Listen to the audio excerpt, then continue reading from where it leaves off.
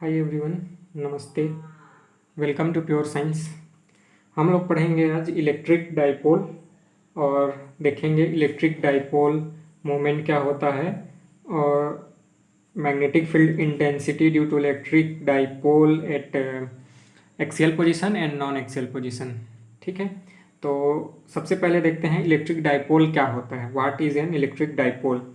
सो जो बेसिकली एक electric dipole होता है वह दो अलग अलग चार्जेस, जो स्मॉल अमाउंट के चार्ज हों, यूनिट चार्ज हों दो, है ना, उन वे अगर एक दूसरे से बहुत ही कम दूरी पर रखे हों, लेट अस से the distance between them is 2L, है ना, तो एकदम अल्प दूरी पर रखे हों। ये जो है इसमें फिगर में बहुत दूर देख रहे हैं, लेकिन ये ऐसे छोटे छोटे डॉट के रूप में होंगे, जैसे कि एटम में जो न्यूक्लियस होता है और इलेक्ट्रॉन होते हैं, तो वो जितने दूरी में होते हैं उतने दूरी पर दो अलग अलग जो चार्ज होंगे, सेम मैग्नीट्यूड के चार्ज होने चाहिए और दोनों का चार्ज अलग अलग होना चाहिए। एक पॉजिटिव चार्ज है तो एक नेगेटिव चार्ज, इस प्रकार से।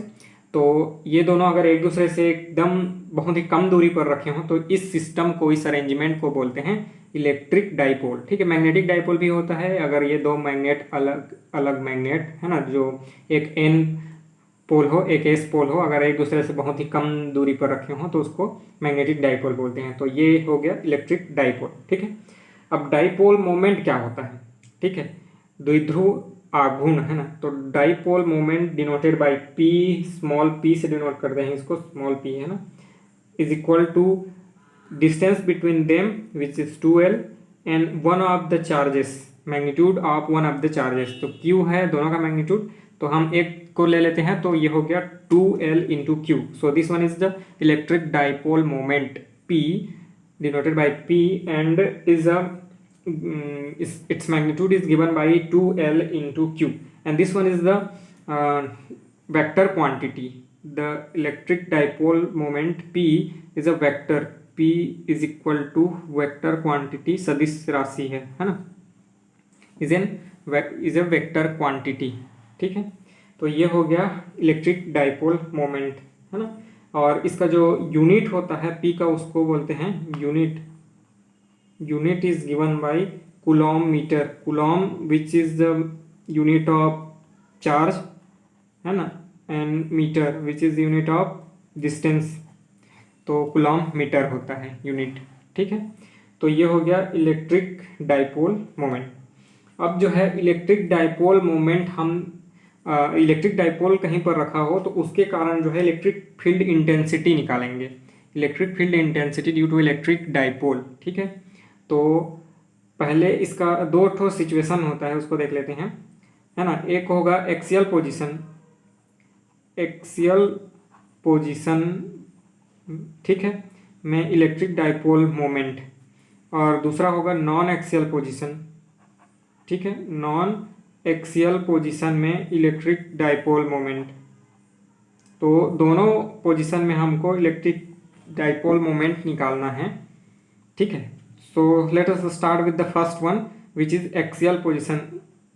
So electric field intensity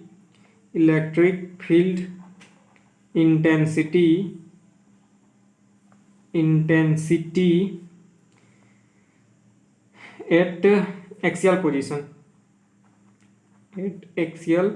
position, ठीक है, तो इलेक्ट्रिक फील्ड इंटेंसिटी निकालते हैं एक्सियल पोजीशन में। So the arrangement is like that. This is the point B, this is point A. Let us a charge plus Q is situated at point A, minus Q is situated at point B. Middle point is point O. Distance between the charges is 2L, as we have already taken as 2L the distance, because this is convenient for our calculation, so we have taken it that as 2L. We can also take it as L, but that will not be convenient. So यहाँ पर हम start करते हैं A से कितने एक point लेते हैं, यहाँ पर एक पॉइंट है B ले लेते हैं। ठीक है, अब यहाँ से हमको निकालना है इलेक्ट्रिक फील्ड इंटेंसिटी ये जो है डाइपोल के कारण पॉइंट P पर कितना होगा। तो एक इधर दो सिचुएशन आएगा, बाद में बताता हूँ, ठीक है। ये हो गया। अब ये मिडिल पॉइंट से R दूरी, जो ये पॉइंट P है, इसकी दूरी मिडिल से इसके R दूरी पर है ना। मिडिल से ही लेंगे हम, ठीक है। किसी एक चार्ज से लेंगे तब तो नहीं बनेगा, ठीक। दोनों के बीच से R दूरी पर पॉइंट P रखा हुआ है। So this one is the arrangement.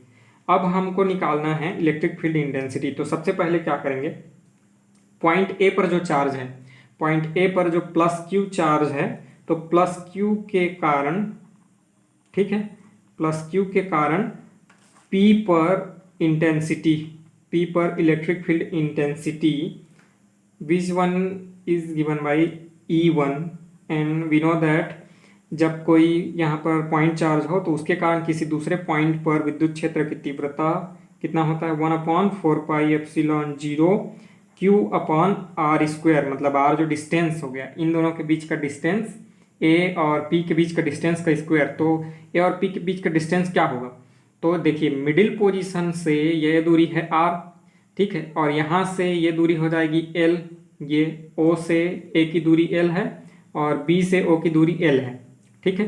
तो यहाँ से यहाँ की दूरी कितना हो जाएगा, r माइनस l, ये जो टोटल दूरी है r है, ठीक है, और इतने को घटा देंगे, है ना, माइनस करके l को, तो हमको ये दूरी मिल जाएगा। So this one will be r minus l whole square, ठीक है। हम जानते हैं कि जहाँ पर जिसके कारण इलेक्ट्रिक फील्ड जनरेट होता है वह चार्ज, और जहाँ पर हमको निकालना है उस इसको यहाँ रखते हैं, जहाँ पर हमको निकालना है जैसे पॉइंट P पर, तो उन दोनों के बीच की दूरी का स्क्वायर, ठीक है। तो ये हो गया। ये कहाँ होगा, AP दिशा में, A से P की ओर, वाई A से P की ओर, क्योंकि यहाँ पर जो चार्ज हम टेस्ट चार्ज ले रहे हैं वो पॉजिटिव टेस्ट चार्ज है, ठीक है। एक पॉजिटिव टेस्ट चार्ज लेंगे और यहाँ भी पॉजिटिव है, दोनों में रिपल्सन होगा, है ना, प्रतिकर्षण होगा, तो इसका दिशा बाहर की ओर होगा, A से P की ओर। So let us take it as E1, the direction of E1 is from A to point P, है ना। अब दूसरा जो है माइनस क्यू चार्ज के कारण, माइनस क्यू चार्ज जो कि पॉइंट B पर रखा हुआ है, यहाँ आप देख सकते हैं पॉइंट B पर माइनस क्यू चार्ज रखा हुआ है, उसके कारण क्या होगा, तो माइनस क्यू के कारण, ठीक है, P पर, पॉइंट P पर इलेक्ट्रिक फील्ड कितना होगा। So this one will be given by E2 and is equal to, as we all know, 1/4πε0 Q, वहाँ पर भी Q चार्ज ही है B पर, और दोनों के बीच का दूरी कितना है, तो यहाँ ध्यान से देखिएगा, यहाँ से O से P तक की दूरी है R और O से B तक की दूरी है L, तो B से P की दूरी कितनी हो जाएगी, R प्लस L, दोनों को जोड़ देंगे, ठीक है। तो कितना हो जाएगा, R plus L whole square.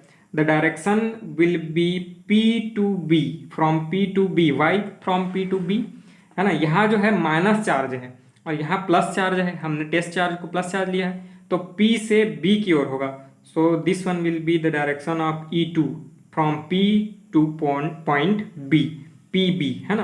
तो यहाँ PB दिशा में होगा, ठीक है। तो अब जो देखते हैं नेट इलेक्ट्रिक फील्ड इंटेंसिटी, है ना, दोनों का काम कर रहे हैं P पर, ठीक है। पॉइंट A पर जो रखा हुआ है वह भी, और पॉइंट B पर जो चार्ज रखा हुआ है वह भी, तो दोनों के कारण जो है कितना हो जाएगा उसको हमको देखना है, ठीक है। एक बात और, यहाँ पर अभी जो मैंने फॉर्मूला लिखा हुआ है, ठीक है, ये मैंने वैक्यूम के लिए लिखा है, आप देख सकते हैं 1/4πε0 K नहीं लिखा है ना, 1 लिया है, इसलिए वैक्यूम के लिए है। अगर आपको मीडियम लेना है तो यहाँ पर आप लिख देंगे K, है ना, यहाँ पर लिख देंगे K, ठीक है। अगर K पर आवेद्युतांक का कोई मीडियम रखा हुआ है तो K रखेंगे, नहीं तो वैक्यूम रहेगा तो उसका वैल्यू 1 हो जाएगा, K का वैल्यू, ठीक है।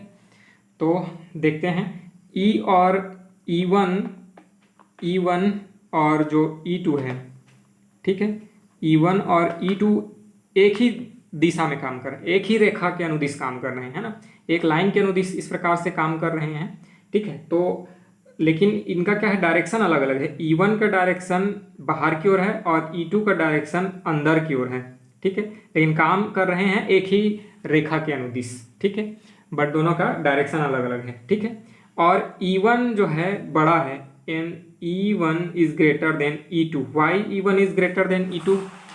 देखिए E1, ये जो A के कारण पॉइंट B पर विद्युत क्षेत्र की तीव्रता है वो E1 है और ये नज़दीक है, ठीक है।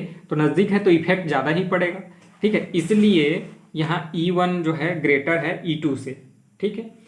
तो P पर जो है टोटल कितना होगा? P पर परिणामी है रिजल्टेंट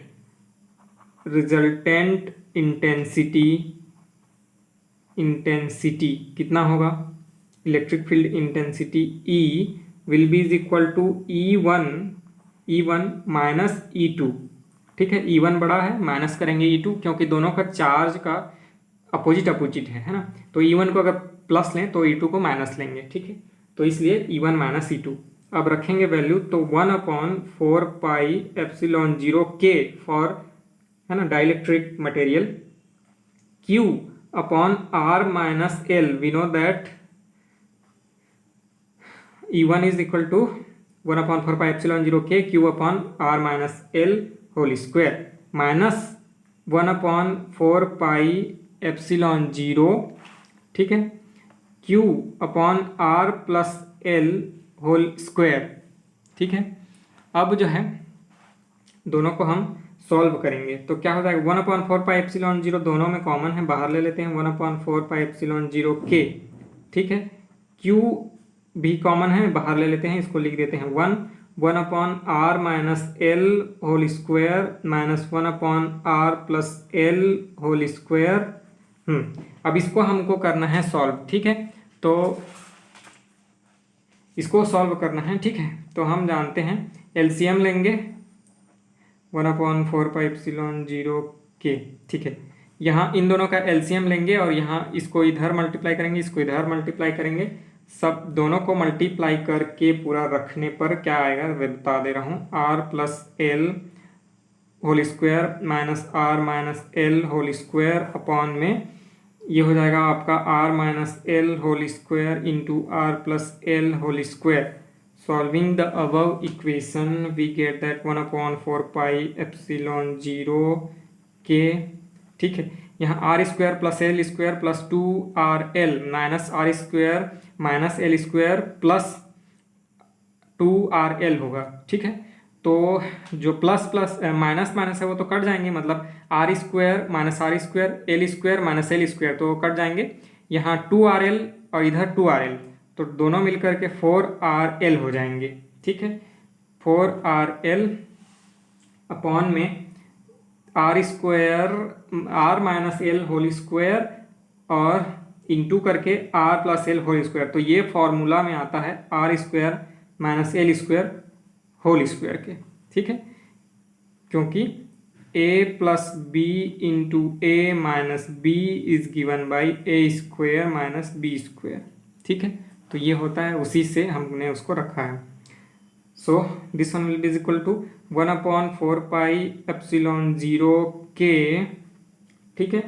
और ये हो जाएगा 2 को अगर हम कॉमन लें तो 2RL, ठीक है। और ये हो जाएगा R square minus L square पूरे का स्क्वायर, ठीक है। अब हम जानते हैं 2RL डाइलेक्ट्रिक मोमेंट होता है, डाइपोल मोमेंट होता है, ठीक है। डाइपोल का डाइपोल मोमेंट होता है ना। तो उसकी जगह हम लिख सकते हैं P, ठीक है। तो सॉल्व करेंगे इसमें सभी में Q आते जा रहा है, मैं Q लिखना भूल जा रहा हूँ। ये हो गया Q, ठीक है। यहाँ हो गया Q अपॉन 4πε0K, ठीक है। और ये हो गया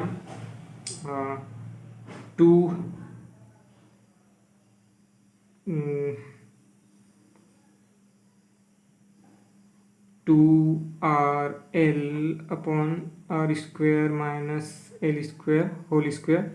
देखिए 2RL और यहाँ Q मतलब 2Q इंटू RL, ये सभी को मल्टीप्लाई करेंगे, ठीक है।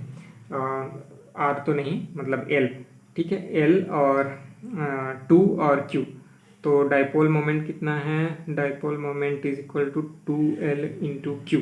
तो इसके जगह पर हम Q और 2 और L की जगह पर हम लिख सकते हैं P, और 2R तो रहेगा ही, तो 2PR हो जाएगा, ठीक है। ये हो जाएगा आपका E इज इक्वल टू 1/4πε0 के 2p हो गया और r हो गया, और इधर r² minus l² whole square. ठीक है, तो ये हो गया electric field intensity at axial position. तो एक्सियल पोजीशन में इलेक्ट्रिक फील्ड इंटेंसिटी इतना हो जाएगा। ठीक है, तो यहाँ पर अगर वैक्यूम हो तो k इज इक्वल टू 1 हो जाएगा। तो electric field intensity E is equal to 1/4πε0, ठीक है, 2πr/r² minus l² whole square. ठीक है, ये हो जाएगा।